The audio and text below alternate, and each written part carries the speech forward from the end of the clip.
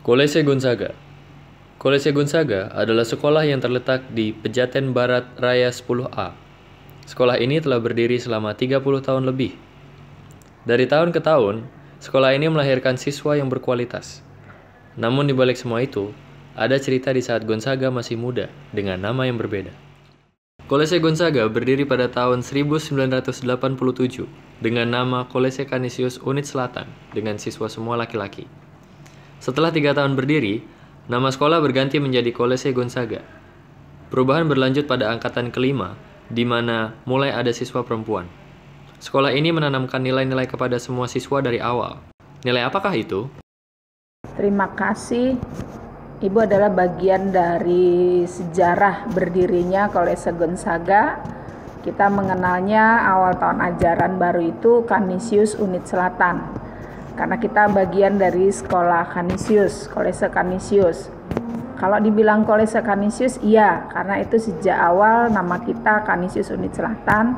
Kenapa Selatan? Karena kita di wilayah bagian selatan. Nah, berdiri resmi pakai Gonzaga itu sejak angkatan berikutnya. Jadi angkatan pertama ibu mengenal ijazah angkatan pertama itu SMA 28. Jadi kita menumpang pada SMA 28. Pada saat itu prestasi anak-anak kita atau teman-teman yang angkatan 1 itu berada di SMA 28. Nah, tapi menjadi pertanyaan besar buat saya sebagai pengajar 30 tahun belakangan ini. Kenapa kita dulu bisa menjadi nomor 1, sekarang kita tidak bisa menjadi nomor 1? Tenaga pengajarnya sepertinya sudah banyak yang pintar. IT-nya juga sudah maju. Tapi kenapa prestasinya tidak sehebat dulu? 3 tahun pertama angkatan Gonzaga dihuni oleh homogen, yaitu laki-laki semua. Nah, jadi kalau anak-anak sekarang melihatnya dulu boleh gondrong, tidak. Sejak dulu tetap ada ketentuan, tetapi aturan bakunya itu baru tahun ada berikutnya. Jadi aturan baku itu muncul setelah kita mengambil dari berbagai aturan main sekolah-sekolah lain. Jadi kita mengacu, bukan kita berarti tiba-tiba membuat sendiri, tidak. Ya, jadi kenapa dibuatkan aturan mainnya anak-anak berambut panjang atau berambut gondrong? Itu antara lainnya supaya bisa memotivasi. Gimana punya daya saing, punya kebanggaan tentang sekolah, tentang diri sendiri, tentang alma mater dan lain sebagainya. Pada sekolah masa itu yang dimana berusia sangat muda, muncul situasi-situasi yang beragam. Apa dan bagaimana situasi pada saat itu? Situasi saat itu sangat menyenangkan sekali. Laki semua, banyak yang gondrong, prestasi luar biasa. Angkatan pertama nembus di atas SMA 28, di bawah SMA 28. Masyarakat pada umumnya kagum terhadap prestasi akademis nilai NEM angkatan pertama karena bisa menembus sampai nomor 2 di rayon. Itu bukti nyata. Oke. Selama saya sekolah di SMA Gonzaga, momen yang paling diingat oleh saya adalah pada saat kita belajar, kita serius benar-benar belajar. Kemudian pada saat kita bermain ataupun kita ekstrakurikuler, kita ya benar-benar ya bonding antara siswa, karena kita semua waktu itu masih laki-laki semua, itu kuat sekali gitu. Jadi setelah kita pun lulus, ya sampai sekarang pun kita setelah 25 atau 30 tahun kita masih akrab sesama siswa. Itulah suatu ikatan yang sangat berharga lah sampai saat ini. Itu saja. Oke, dah. Sosok yang menginspirasi dalam masa awal Kolese Gonzaga adalah Pater Drost. Beliau adalah sosok yang sangat berpengaruh dan juga sebagai pendiri Kolese Gonzaga. Sebagai pendamping sejak awal Gonzaga, masing-masing punya pandangan dan perasaan yang berbeda. Bagaimana Pak Tedros pada saat itu?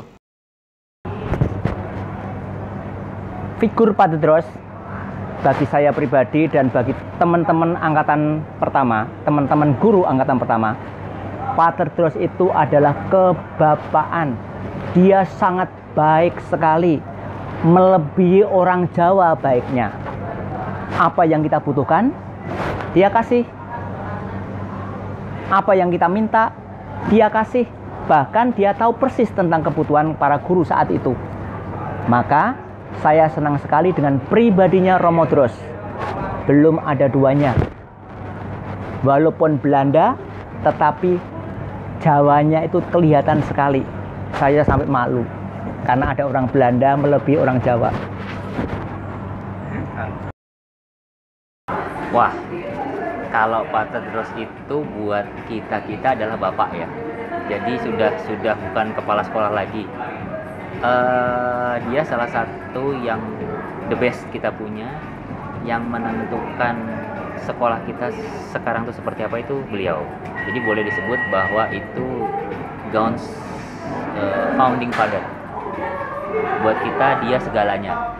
Apa yang dia bilang kita turutin. Karena dia memberikan karakter bagaimana kita menjadi Ignatian yang baik, bagaimana kita bertanggung jawab. Dulu kita punya berapa? 4C atau 3C? Sekarang 4 kan, dulu cuma 3 kan. Nah, itu yang benar-benar diberikan kepada kita bahwa kamu harus punya kesadaran, conscience dulu. Menjadi apa? Menjadi manusia. Menjadi manusia yang apa? Brother for others. Dulu man for others. Ya. Dan itu yang kita bawa untuk semangat angkatan kami, brothers for others. Jadi nggak ada teman-teman yang ketinggalan. Kita sama-sama datang, kita sama-sama keluar. Conscience. Kamu belajar ilmu untuk diabdikan kepada masyarakat, kepada gereja, dan kepada Tuhan. Itu Pak Tedros memberikan ciri yang paling keras terhadap itu. Kemudian yang kedua apa? Habis conscience tuh komitmen ya. Komitmen untuk mengabdikan diri kepada lingkungan sekitar. Kenapa kita diajak untuk mengenal lingkungan sekolah kita seperti apa, kemudian juga teman-teman kita seperti apa. Jadi itu diajarkan Pak Tedros kepada kita bahwa kamu punya saudara di sini, kamu punya saudara di luar. Pak Tedros itu juga memberikan satu, kalau kamu punya prinsip yang benar, bertahanlah dengan itu. Contohnya, waktu kita diminta untuk punya seragam, beliau defend, nggak boleh ada seragam di sini. Akhirnya kita bentuk seragaman, putih abu-abu, batik. Jadi Pak Tedros itu untuk angkatan 1-3 itu adalah rohnya Canisius. Karena dia bawa semangat Canisius ke sekolah kita. Dia pater yang juga memberikan teladan kejantanan. Kejantanan artinya begini. Kalau kita mau berantem, dipanggil, dikumpulin di lapangan, oke, tonton satu sekolah, udah berantem. Selesai, boleh berantem dengan moderator, boleh. Pater saya nggak suka sama pater. Selesai saya tunggu. Jam 2, satu sekolah tuh datang, liatin. Udah selesai. Udah selesai nih, puas, dijewer sama Pak Tedros, bawa ke ruangannya. Itu contoh kecil. Kalau sama ketemu anak-anak yang badung banget, apalagi anak-anak SMP CC, ya, dia udah tahu kan, roaring, oke, sini kamu, bawa ke ruang rektorat, bukan ke ruang direktur lagi, rektorat, kasih rotan. Jadi apa, pendidikan karakternya itu ada. Dia mau apa ya, pater Belanda yang memang memberikan ciri khas pendidikan Ignatian ke sekolah kita. Itu buat saya Pak Tedros itu sudah kayak apa ya, udah kayak dia hidup matinya sekolah kita lah dulu. Itu sih. Oke. Saat Gonzaga sudah lama berdiri, muncul banyak sekali perubahan. Apa saja yang termasuk perubahan itu? Oke, kalau pertanyaannya yang dulu ada dan sekarang berubah, pasti yang laki-lakinya, angkatan laki-lakinya hilang semua, berubah menjadi angkatan mix. Oke, itu pasti. Oke. Kemudian kalau dilihat Selama saya mengamati sih, yang selalu ada adalah 4 pilar. Itu filosofi dasar yang harus kita punya, dan kita juga sebagai alumni juga senang melihatnya bahwa sekarang berkembang menjadi lebih baik. Aturan, kalau aturan sih yang pasti rambut. Kalau rambut dulu tuh nggak ada aturannya, nilai sekian boleh gondrong gitu, itu nggak ada. Yang pasti mereka tegas, Gonzaga itu tegas, moderator tegas. Kalau rambut ya mesti sebatas kera baju, itu aja. Soal gondrong mah karena itu aja lah, karena jarang ada rahasia rambut. Itu satu. Kedua, kita nggak kenal 4C, kita nggak tahu Admirem de Gloriam tuh apa sih gitu. Spiritualitasnya kita nggak kurang paham gitu, karena memang kita kayaknya nggak diajarin deh AMDG itu apa, apalagi 4C ya, itu nggak ada. Kita taunya kita sekolah di kolese gitu. Bagian dari 7 kolese, kalau sekarang kan 8 kolese gitu. Dari sekian panjang ini, adakah yang ingin disampaikan sebagai pesan? Kondisi anak Gonzaga angkatan sekarang dengan angkatan pertama atau 1 sampai 10 itu sangat beda ya. Dulu ibu benar-benar harus belajar. Karena apa? Karena mereka kritis. Sekarang kalau nggak digedor suruh tanya, nggak tanya. Disuruh tanya juga nggak tahu apa yang mau ditanya. Karena apa? Mereka malas baca. Jadi Bapak Ibu guru khususnya untuk saya, sepertinya kurang tantangannya. Saya pengen punya anak-anak yang kritis. Saya juga pengen punya anak-anak yang punya keterampilan, bukan cuma kognitif, tapi anak-anak yang kritis, punya talent, bisa mengembangkan diri. Ya.